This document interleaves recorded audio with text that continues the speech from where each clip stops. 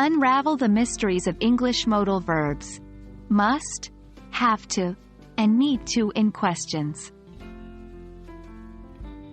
Hello, English learners.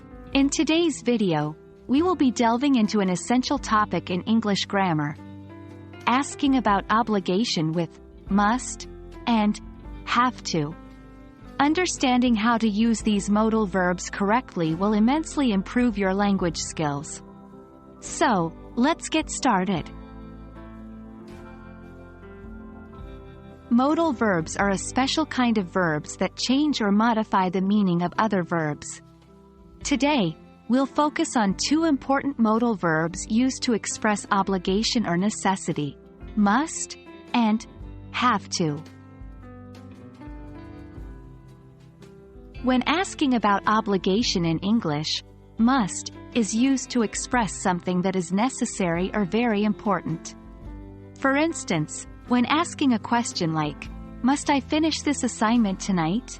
you are inquiring about the necessity of completing the assignment today itself.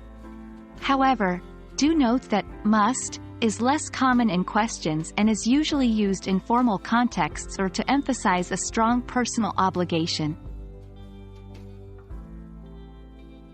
On the other hand, have to is often used to ask about rules, regulations, or external obligations.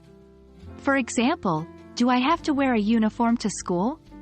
Here, have to is asking about an external rule or obligation. Have to is more commonly used than must in questions, and it's suitable for both formal and informal situations. So, the key difference between must and have to when asking about obligation lies in the nature of the obligation.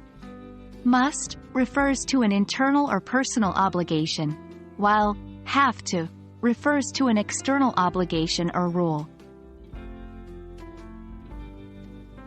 It's time to put this knowledge into practice. Try to construct sentences asking about obligation using must and have to. Don't forget the rules we've just discussed. Remember, practice is the key to mastering English language grammar. And that's a wrap for today's lesson on asking about obligation using must and have to. By understanding these modal verbs and their uses, you'll be able to express and ask about obligations more accurately in English. We hope you found this lesson useful, and remember, practice makes perfect. Stay tuned for our next video where we will explore more about modal verbs. Until then, keep practicing and happy learning.